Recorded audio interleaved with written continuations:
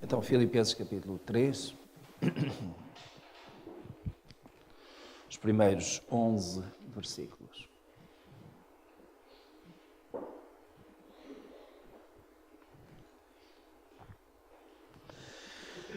Quanto ao mais, irmãos meus, regozijai-vos no Senhor.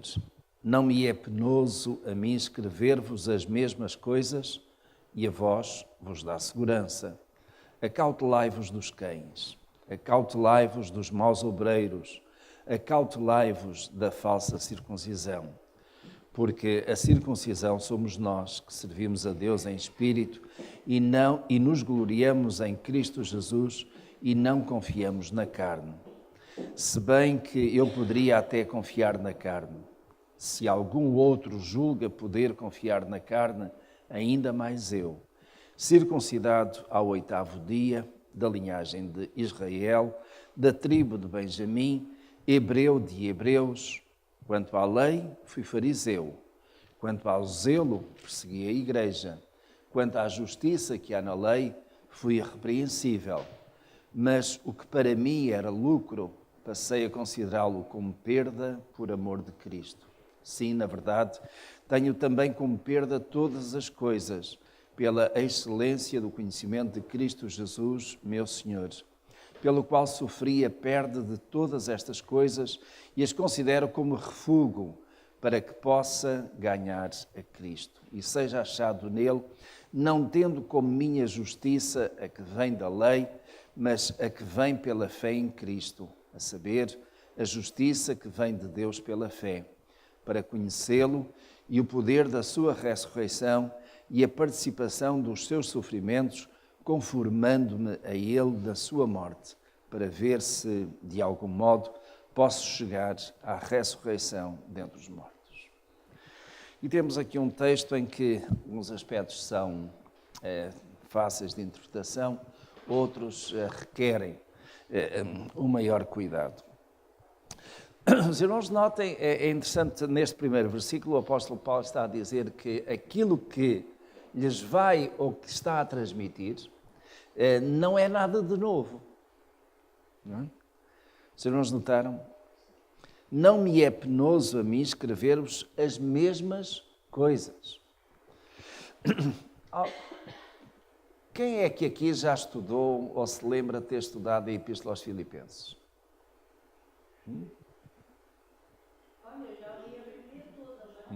Estudar. Mas como é um livro do Novo Testamento, volta e meia alguém prega ou apresenta, não é? Portanto, aquilo que nós estamos a considerar aqui não é que seja novo, mas, por um lado, nós já ouvimos há algum tempo e é natural que já tenha esquecido. Por outro lado, não estudamos assim, com esta profundidade, versículo a versículo. E ainda, por outro lado, há coisas que nós, quando lemos, vemos, digamos, uma parte, mas acaba por estar mais coisas lá. Acaba por haver, digamos, uma riqueza extraordinária na Escritura que é como uma mina, não é? Um tesouro. Quando nós abrimos a tampa, podemos tirar alguma coisa enriquecedora, mas fica sempre lá mais, não é? Que dá para outra altura. O apóstolo Paulo está, sobretudo, a garantir isto. O que eu vos tenho para ensinar não é nada de novo. Porquê? Porque Paulo já tinha estado lá com os filipenses, já lhes tinha ensinado, eles já conheciam alguma coisa, mas já tinham passado uns tantos anos. Então, é bom lembrar e também deixar as ideias muito, muito claras. E reparem aquilo que ele diz, é que, escrevendo outra vez estas coisas, o que é que dá aos filipenses? Como é que eles se vão sentir recebendo, digamos, esta carta? Vai-lhes dar segurança, não é? Segurança porquê? Os irmãos vejam, eu estou certo que os irmãos conhecem coisas acerca de Deus, de Jesus, do Espírito Santo, da Escritura, mas há algumas outras em que os irmãos têm alguma dúvida. Não sabem bem se é assim ou não, não é? Então, quando nós lemos e voltamos a ler e estudamos, ficamos mais seguros, mais esclarecidos, não é? Eu costumo dizer, é a minha convicção, a fé vem pelo ouvir, isso é aquilo que a palavra de Deus diz. Mas nós hoje temos uma fé que é esclarecida. Fé é acreditar nas coisas que não se veem. Mas, meus irmãos, Deus tem revelado tantas coisas e tem mostrado tanto que hoje nós, aquilo que queremos, podemos dizer, há um hino que diz, aliás, baseado até na Escritura, eu sei em quem tenho crido e estou bem certo que é poderoso para guardar o meu depósito ou o meu tesouro até aquele dia. Então eu estou seguro. Meus irmãos, há coisas que nós não podemos ter dúvidas. Há certas coisas que nós podemos não entender, mas há coisas que nós não podemos ter dúvidas. Não podemos ter dúvidas, por exemplo, de que os céus e a terra foram criados por um Deus que é único.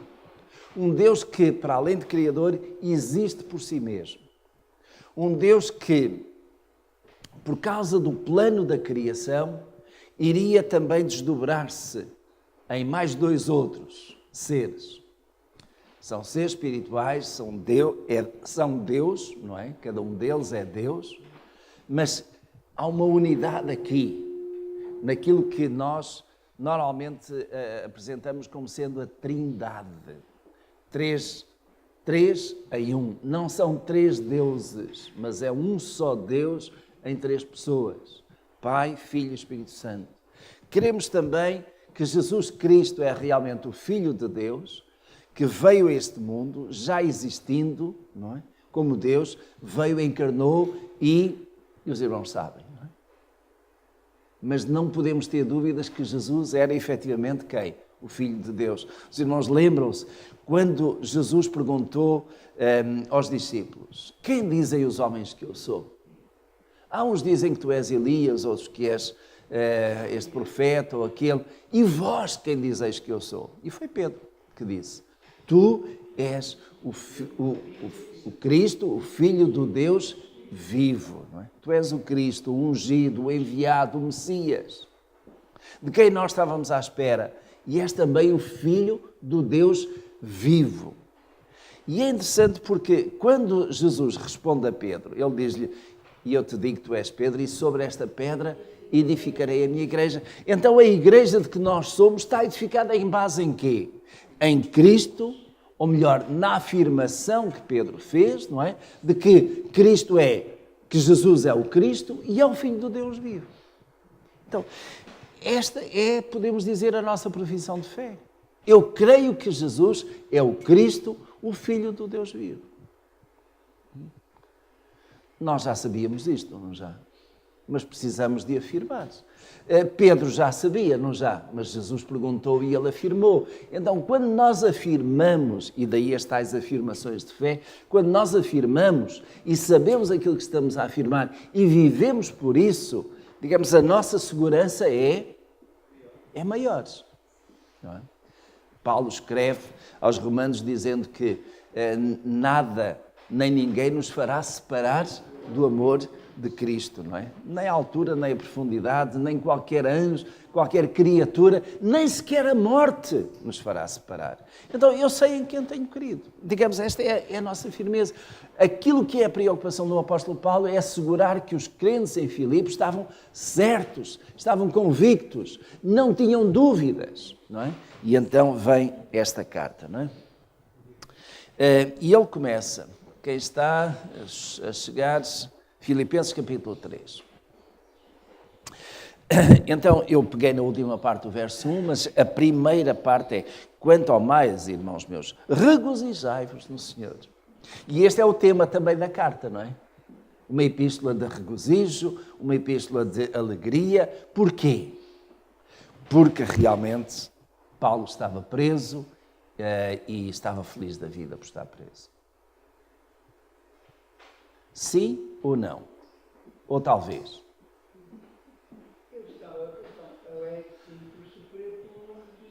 Sofrer pelo nome de Jesus. Ninguém tem satisfação, com certeza, em estar preso. Mas Paulo tinha, digamos, tirava do meio dessa dificuldade, desse constrangimento, dessa limitação de liberdade, ele tirava partido disso não se deixando abater. Meus irmãos, isto era um encorajamento também para os filipenses. Curiosamente, Paulo tinha sido preso em Filipos. E o carcereiro de Filipos converteu-se. E a igreja começou ali, no meio de tribulações e de provações. Meus irmãos, eu sei que é difícil, é para vós, é para mim também, para qualquer ser humano, quando vêm as tribulações, quando vêm as dificuldades, nós termos alegria com isso. Mas o que é certo é que nós precisamos de aprender a regozijar-nos de algum modo com essas tribulações. Sabendo que a tribulação produz paciência, não é? E a paciência por aí fora, não é? Sim, irmão Gomes. Se nós formos a Atos 20, avisaram Paulo para ele não entrar em Jerusalém, que era preso. E ele quis ser preso porque quando ele foi levado para Roma, houve um rei com a mulher que se converteu. Então, para ele, teve mais valor ser preso, porque foram duas almas que se ganharam. Está a ver? Sim. E então, dá tocado que admirei a força de Paulo, porque se ele fosse para Jerusalém, ele sabia que ia ser apedrejado e isso tudo. Mas isso não aconteceu. O que ele fez foi uma obra importante em Roma. Quando ele foi ouvido por o último rei, juntamente com a mulher, entregaram-se a Jesus. Então, as prisões de Paulo acabavam por resultar em bênção, não é? Para alguém. E por isso Paulo diz aqui, regozijai-vos no Senhor, não é? Então, verso 2. Verso 2 é um aviso de cautela. Nosso povo diz cautela e caldos de galinha nunca fizeram mal a ninguém, não é? Cautela de quê? 3 coisas aí. Primeiro, dos cães. Sim senhora. Depois, cautela também dos maus obreiros. Aí os irmãos creio que facilmente entendem, não é? E depois cautela da falsa circuncisão. Dos maus obreiros acho que não temos muita dúvida, não é? O mau obreiro é aquele que de facto tem interesses pessoais. Não está interessado em glorificar o Senhor. Vem e procura aproveitar-se, digamos, até do rebanho de Deus. Mas dos cães, porquê? Vamos ver. Apocalipse capítulo 22. Vamos ver 2 versículos. Apocalipse 22, capítulo 22, verso 15.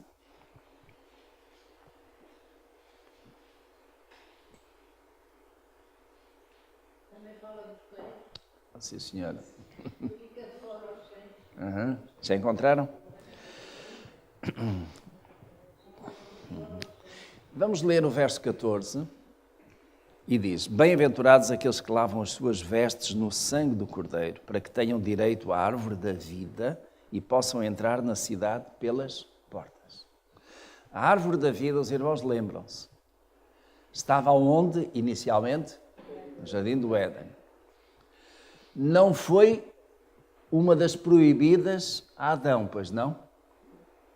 Aquela que foi proibida, qual era? A árvore do conhecimento do bem e do mal. A árvore da vida, de certo modo, era como que uma alimentação constante para manter-se, se podemos considerar assim, a imortalidade. Porque Adão e Eva foram criados imortais, não é? Mas a árvore da vida, a partir do momento em que Adão e Eva desobedecem, o que é que acontece? Eles foram retirados do Jardim do Éden e Deus colocou um anjo a guardar a árvore da vida para que eles não comessem. E porquê? Porque se comessem dela, num estado já de pecado, eles iriam ficar sem ficar condenados para toda a eternidade, não é? Manteria o estado. A árvore da vida aparece aqui outra vez para dar a ideia exatamente de que o homem voltará à sua imortalidade, não é? E é a árvore para a vida, não é? Que alimentará para a vida. Mas ficarão de fora desse acesso quem? Os cães, os feiticeiros, os adúlteros, os homicidas, os idólatras e todo o que ama e pratica a mentira. Então, Deus não vai querer ter cães lá no céu. Não é cão animal. Não é cão animal. Estes cães aqui são aqueles que mordem. Aqueles que, de facto, reparem, se falasse que ficariam de fora os cordeiros, é que nós ficaríamos preocupados. Mas então, os irmãos, reparem aqui, e eu estou a ajudar-vos a ir fazendo a interpretação da Escritura. Se a Bíblia fala em nós como sendo ovelhas, como sendo cordeiros, mas como sendo ovelhas, não é? De um pastor, nós vemos aqui uma simbologia, certo? Então, nós podemos ser comparados a ovelhas, mas não somos seres humanos, certo? Então, ovelha aqui o que é que simboliza? Ovelha que tem um pastor, ovelha que obedece, ovelha que é alimentada pelo pastor, etc. Não é? E ovelha que é um animal manso também. Em oposição, tem os cães, ou os lobos, mas neste caso os cães, porque é aquilo que fala e quando a Escritura fala, é mesmo por aí que vamos. Então, os cães aqui são aqueles que não são ovelhas, são aqueles que andam à solta, são aqueles que são, digamos, raivosos, por assim dizer. Eu já dou a palavra. Hã? Não fazem parte do rebanho, mas eu quero que os irmãos vejam outra passagem. Eu sei, eu já dou. Mateus capítulo 7, versículo 6. 7, Mateus capítulo 7, versículo 6. Nada.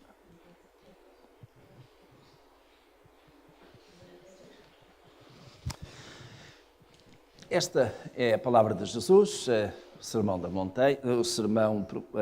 montanha, exatamente. Mateus capítulo 7, versos 16. Fala dos cães. Não deis aos cães o que é santo. Não lanceis aos porcos as vossas pérolas, para não acontecer que as calquem aos pés e, voltando-se, vos despedaçem. Cães e porcos aqui são animais, mas que representam o quê? Os homens.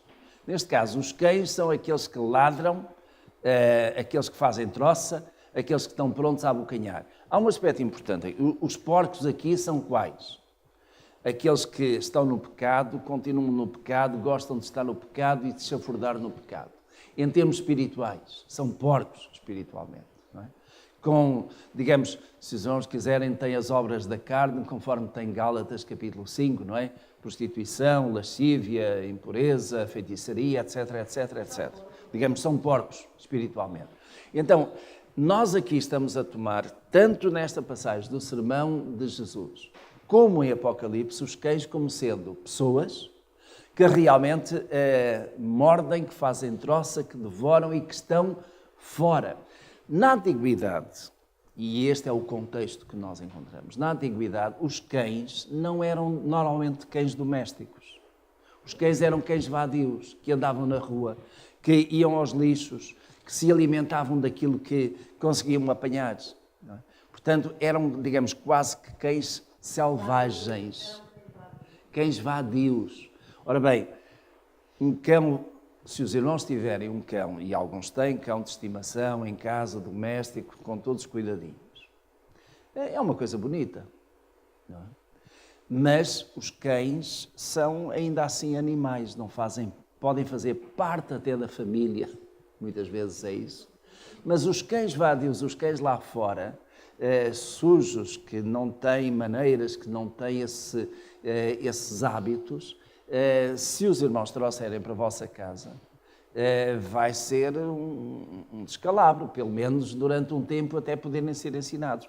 A ideia aqui na Escritura é acautelai-vos dos cães, isto é, daqueles que são vadios, que são selvagens, daqueles que podem entrar nas igrejas, digamos, não como ovelhas, mas sim para deitar mão àquilo que podem. Já não estão a ver? Contexto aqui. Eu já dou a palavra, então, primeiramente à irmã Cândida, depois à irmã Manuela e depois à irmã Maria Ferreirinha, está bom? Porque já tinham pedido.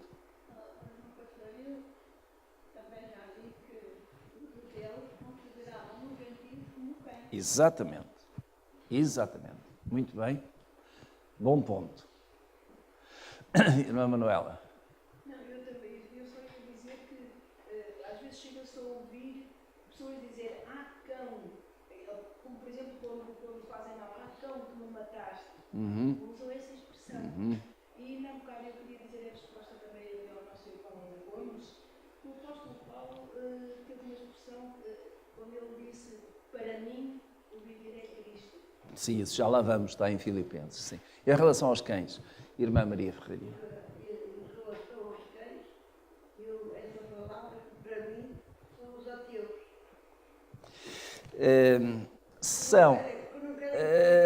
São, mas não é exatamente isso. São aqueles que, de certo modo, vêm não para adorar, mas para perturbar. Tipo, o cão selvagem, os irmãos imaginem, e foi essa um pouco a ilustração que eu dei. Alguns até têm cães. Estão comportados, têm regras, etc. Se colocarem um cão selvagem na vossa casa e o deixarem estar, vai fazer todas as necessidades em cima do sofá, no chão, aqui e acolá, e tudo aquilo que estiver de comida, ele vai pegar. O cão ou a cadela que os irmãos têm em casa não faz isso. Porquê? Está domesticado. Agora, a irmã Cândida diz muito bem, os judeus consideravam os gentios como cães. Cães naquele sentido que eles não tinham direito ao Evangelho. E lembram-se com certeza de uma mulher que foi ter com Jesus. Ela era Sirofenícia. Foi ter com Jesus e pediu que Jesus operasse nela. Não é? E Jesus disse, não, vai. Mas até os cachorrinhos comem as migalhas. E, portanto, os gentios eram como que cachorrinhos ou cães para os judeus, que não teriam direito a nada, mas que ela diz, pelo menos as migalhas, dá-me as migalhas. Nem que seja um pouquinho de atenção, dá-me isso. Então é esta ideia mesmo que está aqui presente. Judeu é judeu, era filho de Deus, tinha todos os privilégios. Os gentios eram cães selvagens naquele contexto. Não é? Vamos lá voltar a Filipenses. Então, acautelai-vos dos cães, isto é, desses aí. Acautelai-vos dos maus obreiros. E é preciso ter cuidado com os maus obreiros também, que acabam por, para além de perseguir sós e de se aproveitar até do rebanho, não é? De, às vezes, ensinar heresias tremendas. E depois, acautelai-vos da falsa circuncisão. E o apóstolo Paulo trabalha um pouco aqui na questão de circuncisão. O que é, primeiro que tudo, para um judeu a circuncisão? O que era? O que é, porque ainda é. E o que era naquela altura? Era um corte, não é? Feito no prepúcio, portanto, no pênis do homem, quando ainda era bebê. Tinha que ser aos 8 dias. Então essa era a circuncisão. E começou com quem? Não. Começou com quem? Começou com Abraão. Abraão que circuncidou o seu filho, não é? Isaac. Ismael circuncidou Isaac, não é? O seu filho, circuncidou-se a si mesmo e circuncidou todo o povo hebreu naquela altura. Então, os judeus faziam isto, continuam a fazer, nos dias de hoje, onde quer que estejam, porque isto faz parte da tradição cultural e religiosa. Para eles, isto é um mandamento que não podem de modo nenhum deixar de cumprir, onde quer que estejam. Não tem templo, não tem lugar para sacrifícios, mas qualquer judeu faz naturalmente isto, com os seus filhos, os rapazes. Ora bem, isto acabou por ser de tal modo tão importante que houve discussões tremendas acerca, no início da igreja, no nascimento da igreja, discussões tremendas acerca da circuncisão. E reparem, voltando àquela questão dos cães, o judeu considerava o gentil como sendo cão. Isto é, não tinha direito. E não tinha direito, mas poderia vir a ter algum direito se fosse circuncidado. Lembram-se? Nós não vamos considerar, mas Atos capítulo 15, isto serve para lembrar, os irmãos verão, foi a primeira assembleia da igreja em Jerusalém. E um dos grandes temas que estava ali era exatamente o que é que se ia fazer com os gentios que se tinham convertido ao Evangelho. Lembra-se o caso de Cornélio? E Paulo que foi, pregou o Evangelho, houve conversões, voltou a Jerusalém no final da sua primeira viagem missionária e, naturalmente, que há um grande debate ali. E alguns consideravam que os cristãos, isto é, os gentios que se tinham convertido ao cristianismo, deviam ser circuncidados. E o consenso depois foi esse. Qual? Não é preciso a circuncisão, mas que se abstenham de quê? Dos ídolos, da carne sacrificada aos ídolos, etc, etc. Mas os irmãos estão a ver a questão da circuncisão. E, por outras ocasiões também, aquilo que aconteceu é que Paulo circuncidou Timóteo, não é? Por causa dos judeus, para não causar aí um embaraço. Não que fosse necessário, mas para evitar algum embaraço. E, portanto, este tema da circuncisão estava muito presente. Quando Paulo escreve esta carta, e reparem, já no final da sua vida, podemos dizer, ele volta a tocar na questão de circuncisão. E no verso 3, portanto, no verso 2, ele diz: acautelai-vos da falsa circuncisão. O que é isto de falsa circuncisão? Nós temos que considerar a questão de falsa e circuncisão, porque ela é entendida de duas formas. Verso 3. Porque a circuncisão, e Paulo explica o que é que ele entende por circuncisão que é verdadeira, em oposição a esta circuncisão que é falsa. A circuncisão verdadeira, para um cristão, qual é? Somos nós que servimos a Deus em espírito e nos gloriamos em Cristo Jesus e não confiamos na carne. Ou seja, não é cortar um pedaço ali que faz com que eu agora seja exemplar, que seja santo. É circuncidar o coração. E circuncidar o coração é aquele golpe que o Espírito Santo dá para limpar o quê? O pecado, a impureza, a maldade, a maledicência, limpar tudo isso. Isso é que é a verdadeira circuncisão. Não, digamos, alguma coisa que é física, que fica por aí, mas que permite ao judeu fazer tudo e mais alguma coisa. Mas a verdadeira circuncisão, em oposição a esta falsa, é de facto um coração rendido aos pés do Senhor. Um coração que depende dele. Não é? E o verso 4 diz: se bem que eu poderia até confiar na carne. Porquê? Ele tinha sido circuncidado. E ele apresenta aqui um conjunto de argumentos. Vejam. E ele diz: se algum outro julga poder confiar na carne, ainda mais eu, porque Paulo dominava a carne, não é? A sua carne. E ele diz: olha, fui circuncidado ao 8º dia, cá está. Eu sou da linhagem de Israel. E Israel aponta para onde? Judá, digamos, lá, não é? Da tribo de Benjamim. Por que esta referência à tribo de Benjamim? Era uma das tribos mais importantes. Benjamim era filho de quem? José. É interessante, José não teve direito direto à herança na partilha das terras, pois não? Benjamim de Jacó, com certeza. Era o mais novo. Então este Benjamim era de facto um dos filhos queridos. Eu eu estava a pensar em Manassés e Efraim, que eram os filhos de José, não é? Mas, digamos, estes três eram de facto importantes, juntamente com Judá também, não é? Então, da tribo de Benjamim, hebreu de hebreus, ou seja, não há misturas aqui. Hebreu de hebreus, pai e mãe. Quanto à lei, e agora repare, ele menciona aí 3 coisas. Quanto à lei, fui fariseu. E o fariseu considerava que era, em relação à lei, em relação às coisas, era o mais perfeito. Eu sou fariseu, aquele é publicano. Eu sou fariseu, aquele... A ver? Não havia muitos fariseus, mas havia um bom número. Quanto ao zelo, persegui a igreja. Portanto, vejam, este era o cartão de visita. Não é? Quanto ao zelo, eu persegui a igreja. E isto Paulo está, de certo modo, a transportar como sendo a carne. Ele fez isto na carne. Como judeu, circuncidado, confiando que estava a fazer bem, não é? Depois, quanto à justiça que há na lei, fui irrepreensível. Portanto, Paulo era rigoroso.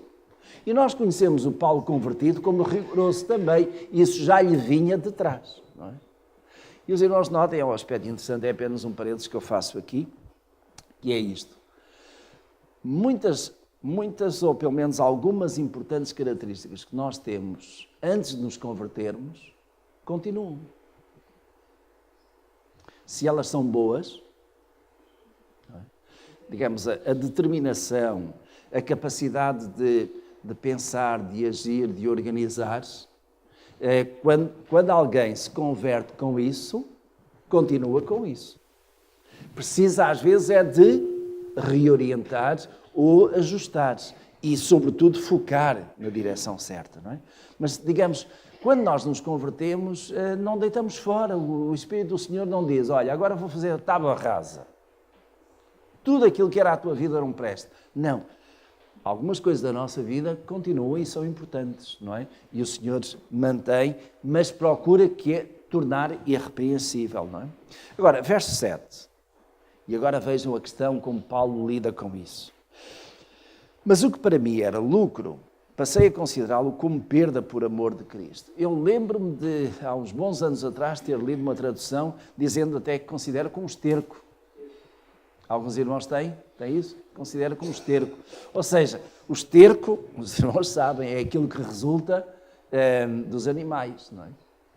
Colocavam o feno, eu lembro-me, está a vir à memória agora, os irmãos perdoem, mas quando eu era jovenzinho, que ia lá para a aldeia, a minha avó tinha, assim da parte de trás, tinha o corral onde tinha o burrito, não é? E tinha, não chegaram a ter boi, mas tinha o burrito.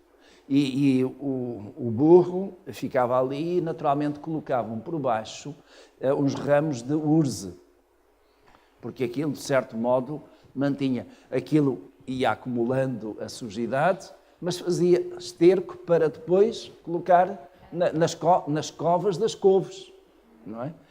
E então aquilo era adubo, melhor do que aquele que se compra por aí fora. Então, aquilo que Paulo está a dizer é isso mesmo. Aquilo que para mim era lucro, agora considera como esterco. É para deitar fora, não presta, até cheira mal, de certo modo. Sim, na verdade, tenho como perda todas as coisas. Porquê? O que é que Paulo teve em troca? A excelência, nota, a excelência do conhecimento de Cristo. A excelência. Excelência, meus irmãos, é aquilo que podemos considerar numa escala de 0 a 20, está lá no topo, não é? Excelente quer dizer que é praticamente sem falhas. Portanto, Paulo considerava que a coisa mais importante, mais valiosa da sua vida era, de facto, o conhecimento de Cristo. E conhecimento, meus irmãos, leva-nos aqui a este ponto. O que é que eu conheço de Cristo? O que é que os meus irmãos e irmãs conhecem de Cristo? Os irmãos sabem que quanto mais nós conhecemos, mais queremos conhecer, é verdade. Mais perto estamos. Também mais responsabilidade temos, não é verdade? Mas ao mesmo tempo isso acaba por ser como que um energizador, alguma coisa que está ali a gerar energia, uma dinâmica tal que aquilo que são os obstáculos nós conseguimos vencer. Vocês não sabem, alguns atletas tomam doping, algumas substâncias, anfetaminas, etc., assim que acaba por lhes dar o quê? Mais energia, mais massa muscular. E quando chegam às competições, Quando chegam às competições desportivas, eles estão aí. Ainda há bem pouco tempo, aquele que era um ídolo do ciclismo tornou-se um escândalo, não é? O Armstrong, americano, que ganhou várias aqui, volta à França e tal, aqui eram umas atrás das outras. Ninguém o batia. Até que se chegou à conclusão que ele, no fim de contas, tinha essa força extraordinária que ganhava tudo porque tomava droga. Não tomava droga, fazia treinos de sangue. E lá ia a droga, não é? Lá ia aquela força. Agora, meus irmãos, reparem,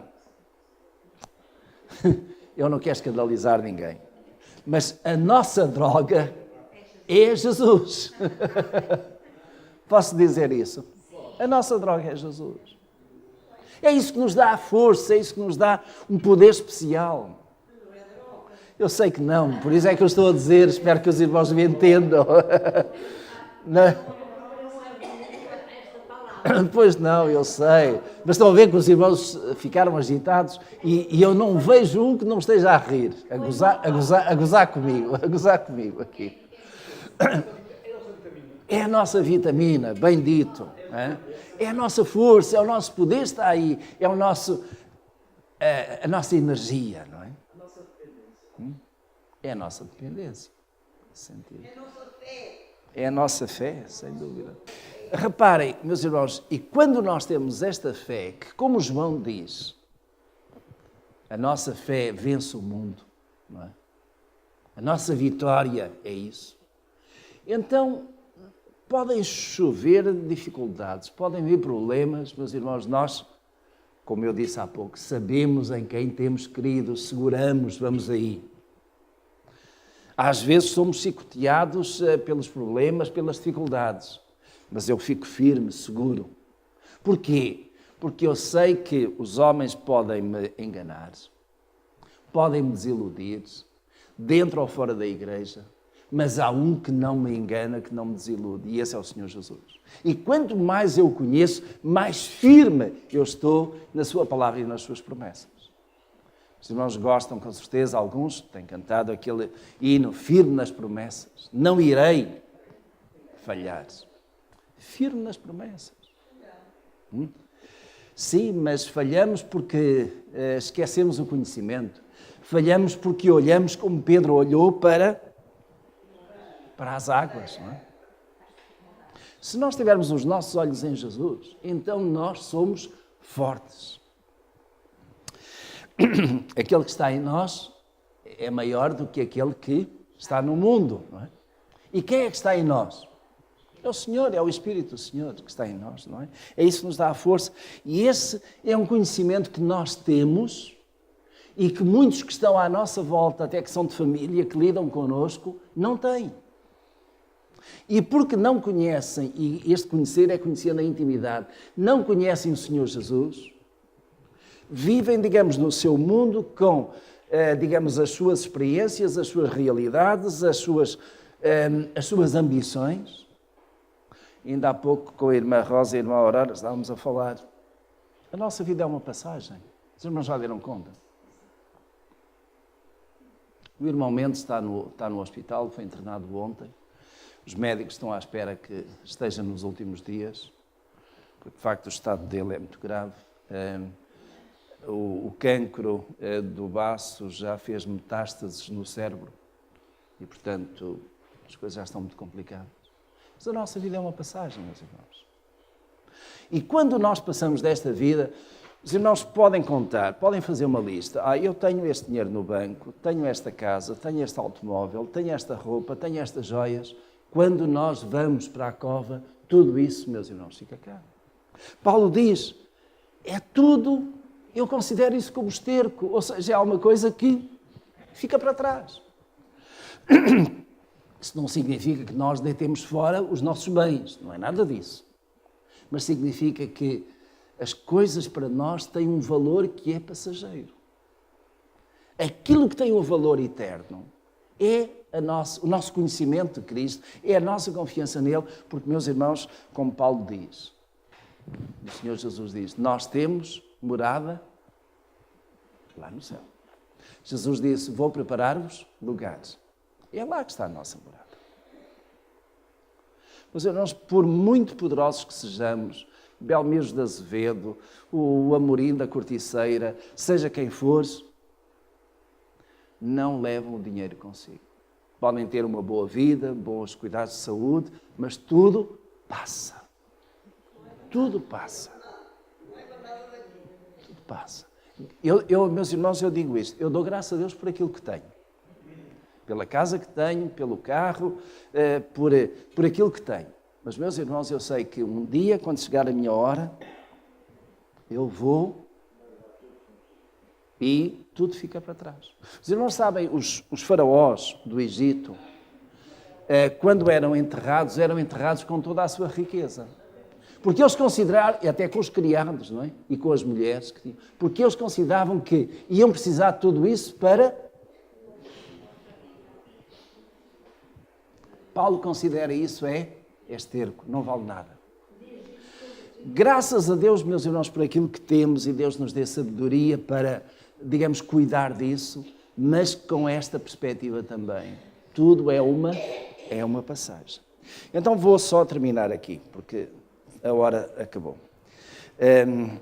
Considero como refúgio, não é?